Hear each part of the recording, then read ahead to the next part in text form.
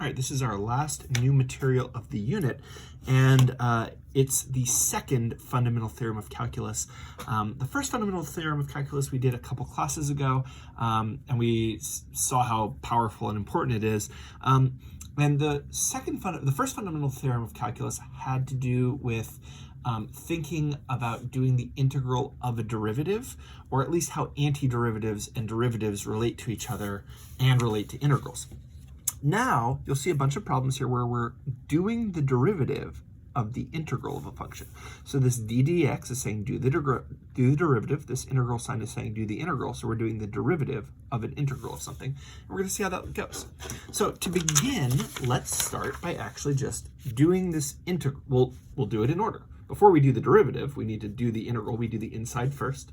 So we're going to do the integral of this, and then we'll take the derivative. So I'm going to leave this d dx here. And we're going to do the derivative of what is the integral from 4 to x of negative sine of x. What's the antiderivative of sine of t? The antiderivative of sine of t dt is cosine of t plus c. And that's the derivative of cosine is negative sine, right? And we're doing it from 4 to x. So let's plug in the x. Notice that it started with t's, but we're going to put in an x eventually, and then we're doing the derivative with respect to x. You'll see this sometimes where if you're going to do the derivative with respect to x, the integral will have an x in it, but it started with a t, so that the integral and the variable aren't the same, and it'll switch over. You don't need to concern yourself too much about it, but I'm just pointing out that happened. So let's plug this in. So we get cosine of x plus c minus cosine of 4 plus c. And of course, the plus c and the minus c, that minus c is right here, will cancel out, and we're doing the derivative of cosine of x minus cosine of 4. Okay, so what is the derivative of cosine of x minus cosine of 4? Well, the derivative of cosine of x is negative sine of x. And the derivative of cosine of 4 is just a constant. I don't know exactly what number cosine of 4 is. It's some positive number. I don't know, some positive number. But when we do the derivative of a constant, there's no variable here. This is going to go to 0. And so the answer is just negative sine of x. So when we did the derivative of this integral, we got negative sine of x. So take a look at that for a second and think what you might think about it. And then thinking about the answer here, maybe we're going to go to this one down here, this next one down here. And we're going to predict, what do you think the answer might come out to be? And then go ahead and do it. Find the integral from 0 to x of this. So what is the integral? And hopefully you got that this is t cubed plus 2t from 0 to x. We know the c's will cancel out, so I'm not going to put this c. d dx. And so we're going to get x cubed plus 2x minus, when we plug in 0 here, we'll just get 0. So it goes away and gives us x cubed plus 2x. Cool. And 0 is a constant, right? If this had been a different number other than 0, we would have gotten a constant there. And the derivative of x cubed plus 2x is 3x squared plus 2. So our answer is 3x squared plus 2. Now notice, I just want to point out that when we plugged in 0 here, we got minus 0. But if this number had been a 5 or whatever, we would have gotten a different constant here, right? Some constant. And when we took the derivative of it, we would have gotten 0 no matter what it was. So this could have been anything, any constant. And when we plug it in, we'll get a constant. And when we take the derivative of that constant, we'll get 0. And so no matter what this number was, this number could have been any constant, and the answer still would have come out to be this. So that's nice to know. Let's do one more, and I want you guys to do this all the way on your own. Do the integral, do the derivative, and see what you get here. And hopefully you got that this is cosine of x. That's the answer. And, just to do it real quick, this is the integral of this is sine of t from 2 to x. And we're going to do the derivative of that. So sine of x minus sine of 2, and we're doing the derivative of this. The derivative of sine of x is cosine of x, and sine of 2 is a constant. There is no variable there, and so this will be 0, and so the answer is just cosine of x. The derivative of this is cosine of x, because this one's a constant. Okay, but hopefully we've noticed something by now, right? Hopefully we've noticed that the derivative of the integral just give us back the original function, but with the x plugged in. The derivative of the integral gave us the exact same function, but with x plugged in instead of t. The derivative of the integral gave us the same thing, but with x plugged in. And we'll see that, in fact, if you do the derivative of a function from a to x, the derivative of an integral from a to x of f of t, we will always get f of x back. And it doesn't even matter which constant this is. The reason this is, let's think about what happens when we do this integral. Okay? When we do this integral, let's say that f is an antiderivative of f. So the integral is going to be f of x from a to x. So this is going to be big F of x. Oh, sorry, I should have done like f of t here. Sorry. Big F of x minus big F of a. And so when we do the derivative, the derivative of the antiderivative is going to give you back the original function, little f. Sorry, that's a little f. And the derivative of a constant, it doesn't matter what function it is. When you plug in a constant, you'll get out a constant. The derivative of this will go to 0. And so doing the derivative of the antiderivative will get you back to the original function. And that should just make sense, right? The integral is doing the antiderivative. When you do the derivative of it, you come back to the original function. But we need to be a little bit careful. Let's look at, I want to move this. I feel like I keep getting like slightly off the page here. I apologize while I adjust this camera. I felt like there were some times where I was getting off the bottom of the screen, and it's because of like where this was. Yeah, I think I might need to tilt this up a little bit. Okay, that should be a little bit better. Okay, let's look at this next one. This one, you might think it will come out to be secant squared of x, but it will not, okay? So let's look at how this one's going to go. Let's first do the integral. What is the antiderivative of secant squared? The antiderivative of secant squared of t is tangent of t, because the derivative of tangent is secant squared. And we're evaluating it from 3 to x cubed. Notice I didn't put the c because I know we're going to be doing the definite integral where the c's will cancel out. So we're going to get tangent of x cubed minus tangent of 3. There's the fundamental theorem of calculus. And now we're doing the derivative of this. Now here's where this is a little bit different.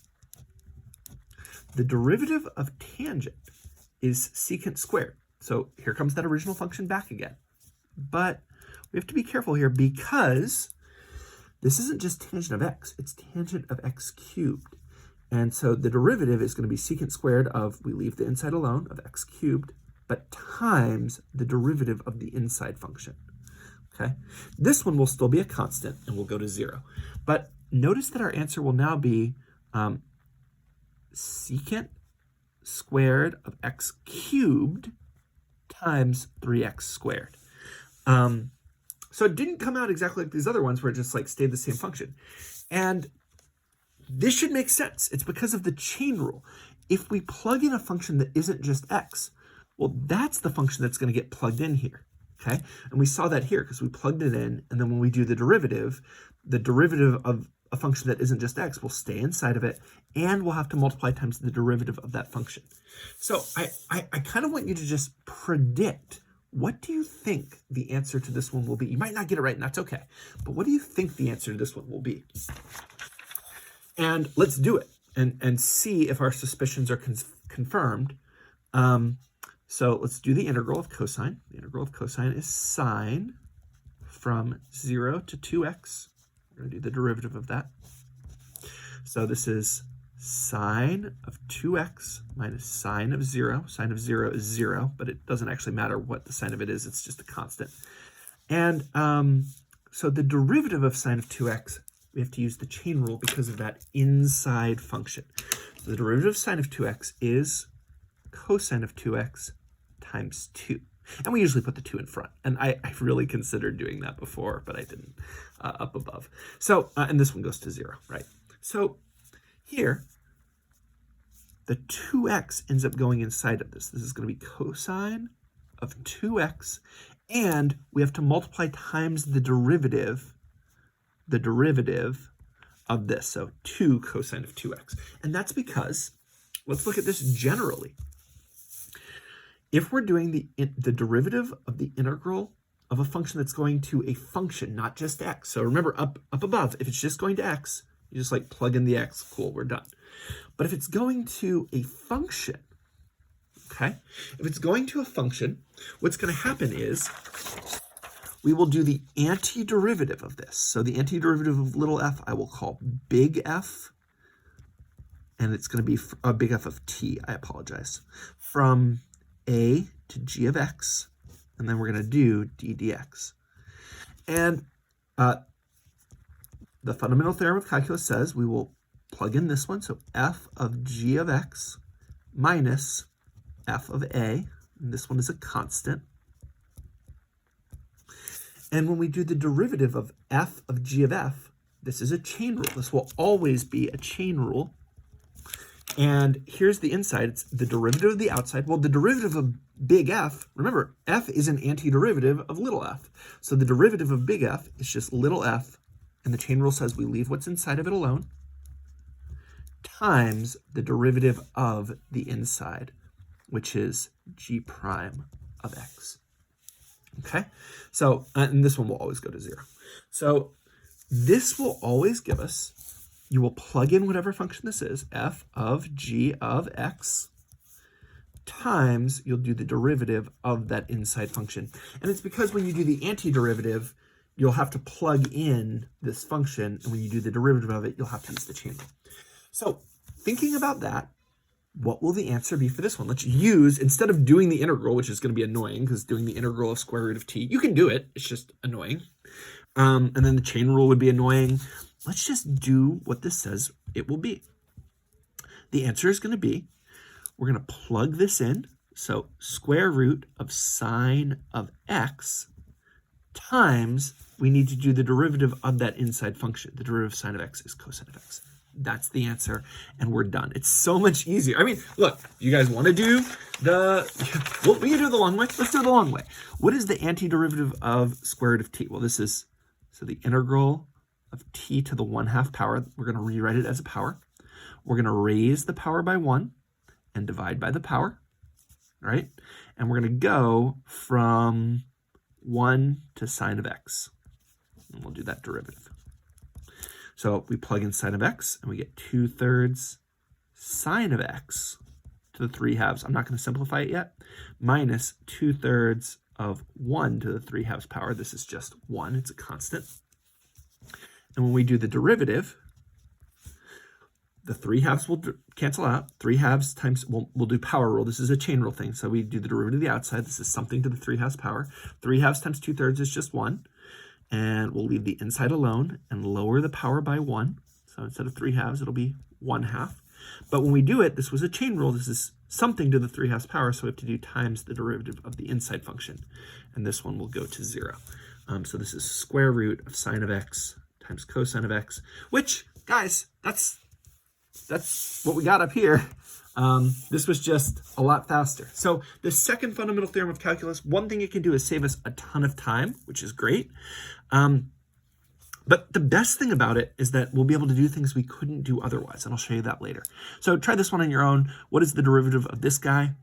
Well, hopefully you got sine of 3x. This one gets plugged in times the derivative of the inside function, so times 3. And usually we would put that 3 in the front. So 3 sine of 3x is the best way to write it. Last one, how do you do it? What is the derivative of sine of x secant squared of t? Well, this is going to get plugged in. It's going to be secant squared of sine of x times the derivative of the inside, which is cosine of x. That's it. Hopefully you feel okay about that. Okay, what about this? What if it was the derivative of a function to a constant? I would just like to point out that we could do this, and I'll show you, well, I'll show you two ways. One way to think about this is, again, let's think about this as the antiderivative. So I'm going to use big F of x from g of x to a. We're going to do the derivative. And we're going to plug this in. So f of a minus f of g of x. When we do the derivative, this one is the constant now, because it's just f of a constant. And this one won't go away. So this one will go to 0, and the derivative of this, be careful, there's a negative here, will be negative. The derivative of big F is little f of, we leave the inside alone because it's the chain rule, times the derivative of the inside, g prime of x. So we did the derivative of the outside with the inside left alone. Oops, I apologize. That negative is still there. The derivative of the outside with the inside left alone times the derivative of the inside. And so that's what this is. Negative f of g of x times g prime of x. Now, maybe your first thought was better than what we just did. It was to use a property of integrals. We know that if it goes from b to a, we can switch it around. This is the same thing as the derivative of negative the integral from a to g of x. Remember, you can always switch the order of these by making it negative. And so it's the derivative of the negative of something. That negative will just be factored out to the outside, and so we'll get negative of the answer we got right above. So properties of integrals are really nice there, and it should make sense. So guys, I want you to think to yourself, and I'm not going to make you write it out because our play posit stuff doesn't work in Austin for some reason in the free responses, but this would be a good free response question. But on your paper, describe what it is. Put it in your own words. It's really helpful to your learning to actually write it in your own words. Write in your own words how the second fundamental theorem of calculus works, why the value of a does not matter, and why the outcome makes a lot of sense. Okay? So go ahead and do that. And hopefully you said something along the lines of, if you do the derivative of an integral, you get back the original function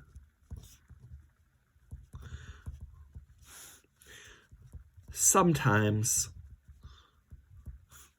with a chain rule. So sometimes you have to do the chain rule.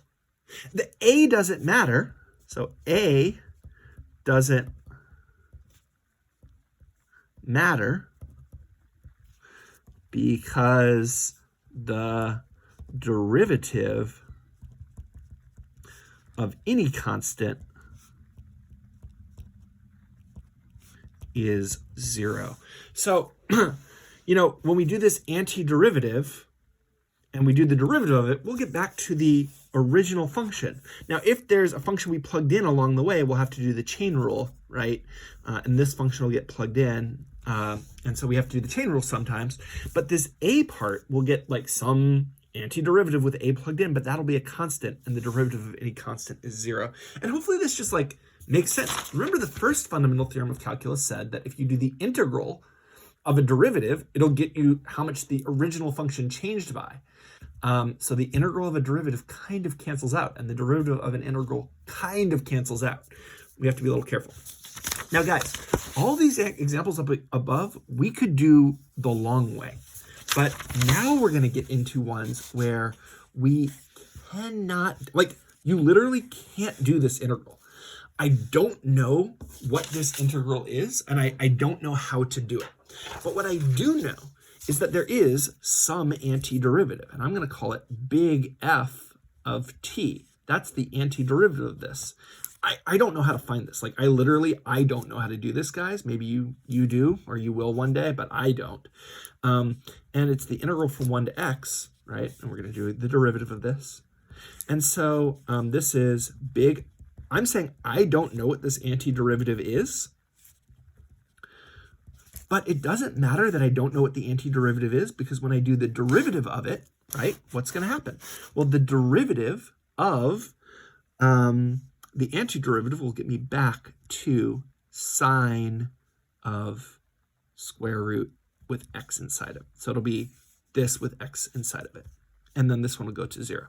So I don't even need to know what the antiderivative is. We can still do this. Look, the x just gets plugged in. It's not a weird function, so it's just sine of square root of x.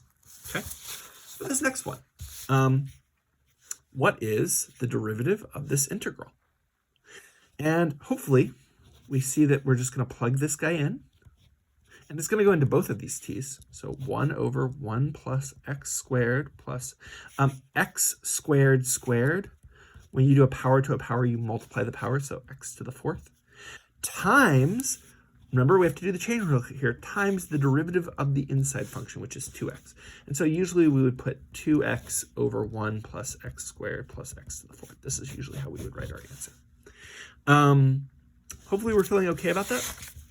How about this one? d dx of the integral from 4 to sine of x of t over cosine of t. And again, like, guys, I don't know how to do this. And do I know how to do this integral? I think I could probably do this integral. I think I know how to do this integral. It's weird, but I think I could do it.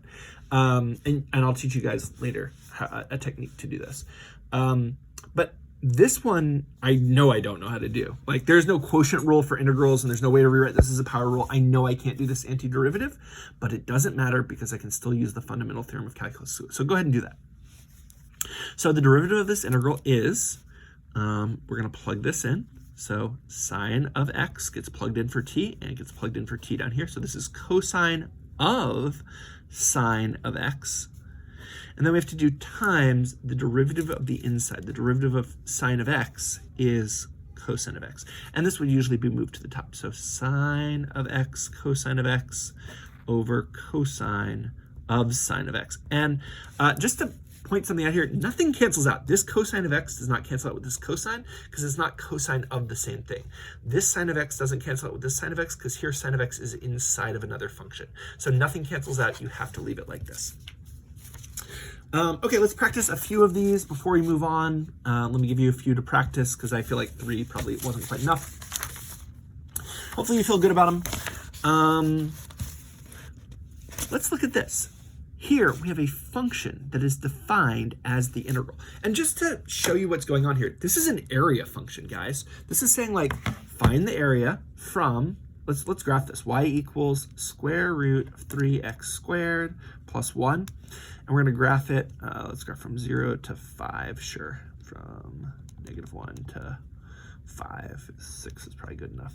I needed to go higher. Hold on. Let's go to 10. And what this is saying is, hey, from 2 until x, whatever x is, how much area is there going to be? And obviously, this function is going to be growing with x. As x gets bigger, there's more and more and more area. It actually almost looks like a triangle, right? Like, it'll make, like, almost a trapezoid. A Riemann sum, a trapezoid Riemann sum would do a very good job of estimating this, even though this is not something we could actually take the integral of. Like, I don't know how to find this antiderivative. So let's find some of these answers. What is f of 2? Now, f of 2 is not saying do the derivative of this integral. So be careful. F of 2 just means put in 2 for x, right? So this is the integral from 2 to 2 of square root of 3t squared plus 1. And here you have to actually, like, evaluate this integral. Well, this is one of our properties of integrals, that if you go from the same thing to the same thing, there's no area there, and this integral is 0. It's saying, like, hey, how much area is there going from 2 to 2? There's not any area there because you didn't move at all. So that integral is equal to 0. Next, f prime of 2. So now we're doing the derivative of this thing. So what do you get? Oh, and it's evaluated at 2. So the derivative evaluated at 2. So what is f prime of x? Well, f prime of x, we're going to do before we find f prime of 2. We always find the derivative with x plugged in. And this is the fundamental theorem of calculus, the second fundamental theorem of calculus we just learned. When you do the derivative of an integral, you're just going to plug in x here. It's square root of 3x squared plus 1. And now it asked for f prime of 2. So there's f prime of x. Here's f prime of 2. F prime of 2, we're just going to plug in 2. 2 squared is 4. 3 times 4 is 12. 12 plus 1 is, I guess I should write 3 times 2 squared plus 1, just in case people are confused. 2 squared is 4, 3 times 4 is 12, 12 plus 1 is 13. So square root of 13. So this first one is not fundamental theorem of calculus because you're not doing the derivative of the integral. The second one, you find the derivative of the integral, which is fundamental theorem of calculus. You just plug in that x and it cancels out. The last one, f prime prime of 2. Well, f prime prime is the derivative of f prime. So we already found the derivative. Now we want to find the second derivative, and we always do it with an x first. So hopefully you found this. F prime prime of x is the derivative of this derivative function. Now, let's see. This is a chain rule thing. We're going to need to rewrite this as a power. This is 3x squared plus 1 to the 1/2 power. So when we do the derivative, it will be, we multiply by the power, we leave the inside alone, and we lower the power by 1. 1/2 minus 1 is negative 1/2. And then we have to multiply times the derivative of the inside, so times 3x squared. So we will get, this goes to the denominator, the 2 is in the denominator, so square root of 3x squared plus 1, yuck. 3x squared is on top, and it actually wanted us to find f prime prime of 2. F prime prime of 2 is equal to, we're going to plug in 2 squared is 4, so we get 12 on the top over 2 times the square root of, let's see, this is going to be 13 inside. So this can simplify to 6, because 12 divided by 2 is 6, divided by square root of 13. If you want to be really fancy, you could multiply the square root of 13 on the top and the bottom to rationalize the denominator and get 6 square root of 13 over 13. But I would be fine if you left it like this. These are both fine. So guys, don't think everything is second fundamental theorem of calculus. This first one, it's just an integral. There was no derivative of it. But the second one, when you do the derivative of an integral, that's where we're doing this second fundamental theorem of calculus. Okay? All right, go ahead and do this one. Again, I hope you did not think this was second fundamental theorem of calculus. There is no derivative of an integral. This is just do the antiderivative. The antiderivative of sine of x is negative cosine of x. The derivative of cosine would be negative sine. So, and it's from 0 to x. When we plug in, oh, I guess this should have been t here, but it doesn't matter. When we plug in x, we'll get negative cosine of x minus negative cosine of 0. So negative cosine of x. Cosine of 0 is 1, minus negative 1 is plus 1. And so negative cosine of x plus 1 is the same as 1 minus cosine of x. So this one. It was not second fundamental theorem of calculus, guys. Don't think everything is. If this had said, do the derivative of this, right, then it would just be sine of x. But I bet some of you put sine of x as the answer. Don't apply theorems when they don't apply, okay? All right, here we've got f of x equals this guy. What is f prime of 2, okay? So this time it was fundamental theorem of calculus because we're finding f prime of x. F prime of x is, we're gonna do the derivative of this integral. This is the kind where it's just x, so it just literally gets plugged in. The derivative of this integral is square root of x cubed plus 1. And now that we have the derivative formula, we can find the derivative at 2. And the derivative is 2 times 2 times 2 is 8. 8 plus 1 is 9. And so we get 3. Okay. How about the derivative of the integral from x to 3 of e to the sine of t? Well, hopefully we notice this is backwards. So this is negative of the integral from 3 to x of e to the sine of t. And so when we do the derivative of this integral, doing the derivative of the integral is the fundamental theorem of calculus, and we'll just get negative e to the sine of x. That's it. I was going to put a plus c there, but there's no plus c. So that's it. Negative e to the sine of x. Okay, here's f of x. We want to do f of pi f prime of square root of, oh, sorry, f of square root of pi, f prime of square root of pi, and f prime prime of square root of pi. So one of these will be, at least one of these will be fundamental theorem of calculus, but not all of them, so be careful. So go ahead and find f of square root of pi, and hopefully you started by just plugging in square root of pi into the function. That's what it means, just put in square root of pi here. So it's the integral from -2 to square root of pi squared. A square root squared cancels out, so square root squared will cancel out. So it's the integral from -2 to pi of sine of t. And this is not the derivative of an integral. You're just like doing an antiderivative. This should be dt, sorry. The integral of sine is negative cosine from -2 to pi. So this is negative cosine of pi minus negative cosine of -2. Cosine of pi, here's pi, cosine of pi is -1, so -1 is +1, plus, minus a negative is plus.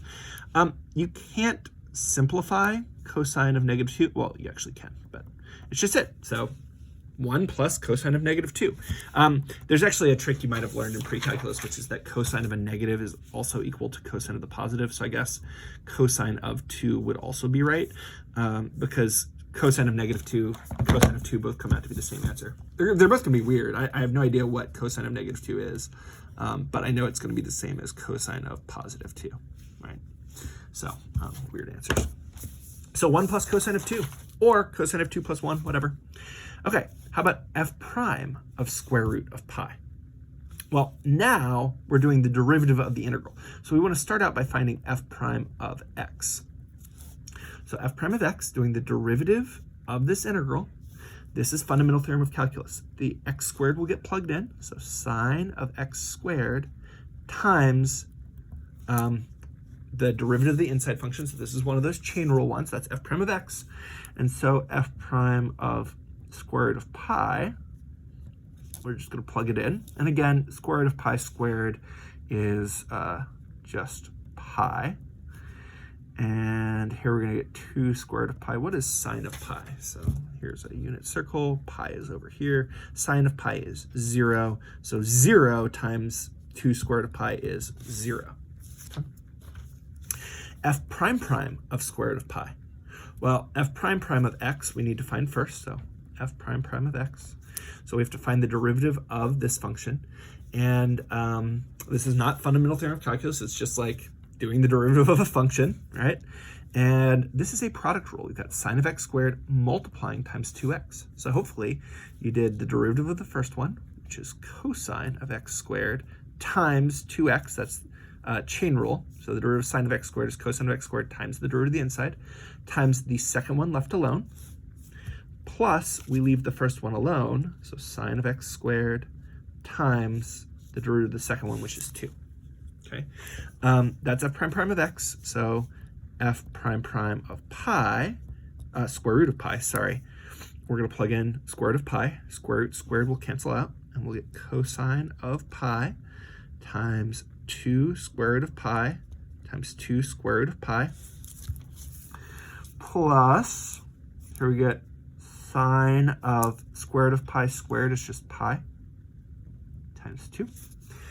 Okay, cosine of pi. So pi is over here. Cosine of pi is -1. We're going to get 2 times 2 is 4. And square root of pi times square root of pi is just pi, because you're squaring it. You're multiplying it twice. So square root cancels out with the squared. And here, plus sine of pi. So here's pi. Sine of pi is 0. 0 times 2 is 0. And so it's just -4 pi. So there we are. Hopefully we're feeling okay about this stuff. Now, guys, there is a free response problem that is on the AP exam almost every year, and it's got always these questions on it. These 3 questions will show up kind of guaranteed, and they'll be on the AP exam. Let me zoom out just a little bit. Okay, you get a graph of a function f, and there's 2 different ways. Sometimes they'll say, hey, this is the graph of a function f, and there'll be another function that is the integral of this function. The other thing they will sometimes do is just be like, hey, this is a graph of f prime, okay? So because this is actually the derivative of this, right? The derivative of an integral is a function. And so sometimes they'll just like say, hey, this is the derivative. Sometimes they'll say this is a function and the function is an integral of that function. Either way, it's going to involve the same steps as we'll see when we practice this stuff in our homeworks. So let's answer some questions. This function, all the questions are going to be about this function. So g of 0 is not a fundamental theorem of calculus question. It's just plug in 0, right? Put in 0 for x. So this is the integral from -3 to 0 of f of t dt. Well, how do we do this? How do we do the integral of f of t? Well, the integral of a graph is the area. It's the area from -3 to 0. So it's this area. It's this trapezoid. Let's see, this base is 2, so we've got 2 plus this base is 1 divided by 2 times the height, which is 3. So we average the two bases. That's how we find the area of a trapezoid times the height. And so 3 times 3 is 9/2 or 4.5. I don't care which one you put in. How about g of -3? What did you guys get there? Well, again, g of -3 is just plugging in -3 in for x. So the integral from -3 to -3 of f of t dt. And the integral from the same thing to the same thing, -3 to -3, is there is no area there. We should have gotten 0. Oh, this is kind of a tricky one. I'm interested to see how you guys do on this. G of 2. So hopefully you got the integral from -3 to 2 of f of t. And so that's the area from -3 until 2. Okay, so we already got this area. This is 9/2 plus we need to add in this area. Now this is a little tricky. How do we find this area? Well, the easiest way to think of it is you think of it as like the area under a semicircle. The easiest way to do it is to actually find the area of the whole rectangle. And then, so you find the area of this rectangle minus the area of this semicircle, and that'll give you the leftover part underneath. So what you should do is you make a little box here. This is a cool geometry trick that I hope you guys know from either middle school or geometry. You make a rectangle to find the whole thing, and this rectangle has a length of 2 and a height of 1. So it's going to be, so 2 times 1 is 2. So 2 times 1, that's the area of the rectangle, minus the area of this semicircle. So a semicircle is 1/2 pi times r squared, and the radius of this is 1. So 1 squared is just 1. So we get 9/2 plus 2 minus 1/2 of a pi. I would probably simplify this. This is 2 times 1 is 2, and 2 is 4/2. So 4/2 plus 9/2 is 13/2 minus 1/2 pi. G of -5. What do you guys get there? So g of -5 is the integral from -3 to -5. And so we're going backwards. Be careful, -3 to -5, we're going backwards. The lowest one really needs to be on the bottom. This is the negative of the integral from -5 to -3. Remember that if we're, oh, I hope you guys could see this. Were you guys able to see this before? This might have gone off. I was just like simplifying this. This is the area from -3 to 0 plus the area of the rectangle minus the semicircle. Okay, now we're doing the integral from -3 to -5. That's the same as the integral from -5 to -3, but with a negative in front. What is the integral from -5 to -3? Well, it's this negative area plus this positive area. And honestly, guys, we can use our properties of geometry to see that this area and this area are the same because they're similar triangles. And so that we're going to get some negative number plus some positive number, and it will come out to be 0. And that negative in front will be negative of 0, which is 0. Now, I don't know, what is this area of this triangle? It's like 1. So this is like -1 and +1. But either way, it comes out to be 0. All right, g prime of 0. Now be careful, this is a different kind of question. G of x was this. Now they want g prime of 0. So before we find g prime of 0, we need to find g prime of x. So the formula for the derivative of any x, before we start plugging in numbers into it. So g prime of x is The derivative of this is the derivative of an integral. We're doing the derivative of an integral. That's fundamental theorem of calculus. It's just f of x, right? And so g prime of 0 is f of 0. So the derivative of this integral is just what is f of 0? It's the y value here. The y value at 0 is 1. How about g prime of 2? Well, again, we've already found g prime of x. We found this formula for the derivative at any point. So g prime of 2 is, we just put in 2, f of 2. And so when x is 1, 2, the y value is 1. G prime of negative 3. Again, these aren't hard, guys. G prime of negative 3 is, well, g prime of negative 3 is f of negative 3, and f of negative 3 is 2. This play posit has had a lot of hard questions on it, so I don't mind that you guys have had a couple easy questions here. It's fine. G prime of 3. So g prime of 3 is going to equal, okay, g prime of x is f of x, so g prime of 3 is f of 3. And f of 3, 1, 2, 3, is the y value there, which is 0. A new kind of question, be careful. G prime prime of negative 4. This is the second derivative. And before we start plugging in numbers into the second derivative, we need a formula for the second derivative. So g prime prime of x is just the derivative of the derivative. So the derivative of the derivative is, the derivative of f of x is f prime of x. So g prime prime of negative 4 will be f prime of negative 4. So here's negative 4. What is f prime of negative 4? F prime of negative 4 is the slope of this graph at negative 4. The slope of this graph we actually have to do rise over run. So it goes up by 2. So up by 2 because I see it went from 0 to 2.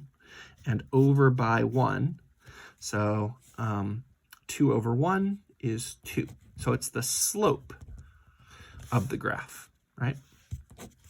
G prime prime of 1. So g prime prime of x is the derivative of f. So f prime of 1 is the slope at x equals 1. And when x equals 1, the slope of a curved line when it's changing directions is 0. So it was negative, it's now positive, and it's smooth. It's not a cusp. It'll have a slope of 0. G prime prime of negative 1.5. So f prime of negative 1.5, because that's what the formula for g prime prime says. G prime prime is f prime of x. So g prime prime of negative 1.5 is f prime of negative 1.5. We're just putting in negative 1.5 here. And so when we're at negative 1.5, we need the slope of this line. So again, the slope. And we have to do rise over run. So it goes down by 1. So I'm going to go from this point to this point so I can actually see what it is. It goes down by 1 and over by 3. So down by 1, over by 3, negative 1/3. Down by 1, over by 3. Okay. Okay. Ooh, good question. And this is always, guys, this is always on the AP exam. Where does g of x have a local maximum? Think back to your first semester skills that you need to have mastered. I believe that's still the 6 weeks, which is crazy, that quiz from the beginning of the semester. Okay, so how do you find where g of x has a local max? Well, that's where g prime changes from positive to negative, because if the slope changes from positive to negative, you will have a local max, right? So what is g prime? G prime is f of x. So that's where f changes from positive to negative. So we have to find the derivative of g of x, which is f of x. Okay, so where does f of x, that's just this graph. Where does this graph change from positive to negative? So again, it's not the slope of this graph, it's just the y values, where the y value is changing from positive to negative, and that happens right here. The y values were positive, and now they are negative. This is the only place on the graph where the y values change from being positive to being negative. So f changes from positive to negative at x equals 4? And the answer is because at x equals 4, because f of x changes from positive to negative. Right. By the way, you always have to answer this based on what they gave you. So you wouldn't say g prime changes from positive to negative because they gave you the graph of f of x. If you have written, and you should have, that g prime of x equals f of x, then if you say g prime changes from positive to negative, you're good because you've already said g prime is f, and so they'll interpret it. But if you haven't written this, if you like didn't write this and then you said g prime changes from positive to negative, well, how do you know this is g prime? You never said that. So you would have to use what they gave you. But if you write g prime of x equals f of x, then you can use either g prime or f of x here, and it'll be right. Okay, when is g concave up? So translate that into calculus. G is concave up when g prime prime of x is greater than 0, right? So what's g prime prime of x? G prime prime of x is f prime of x.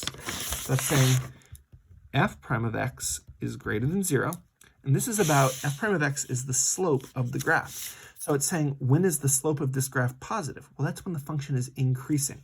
So I can see that f is increasing from -5 to -3. Then it starts decreasing, still decreasing. And then also from 1 to 2, f is also increasing here. So we're looking for where f prime is positive. F prime is positive, which means f is increasing, right? So let's see. So we would say on the interval from -5 to -3, union 1 to 2, because f is increasing. Again, if you wrote g prime prime, if you wrote g prime is f of x, then you could say g prime is increasing, and that would be fine. But the graph is increasing is what let us know that. Guys, this was a lot of stuff, but I hope it's just a little bit of practice. You'll feel really good about this. It doesn't take long to get good at the second fundamental theorem of calculus. It should make sense, guys. The derivative of an integral will just give you the function, the original function back. So the integral does an antiderivative, which if there's no derivative, that's just what you do. You do the antiderivative. But if you have to do the derivative, of an integral, the derivative and the integral will kind of cancel out, and you'll just get this number plugged in. These are some really easy points to get on the AP exam, guys. So I hope it goes well for you. Have a good day.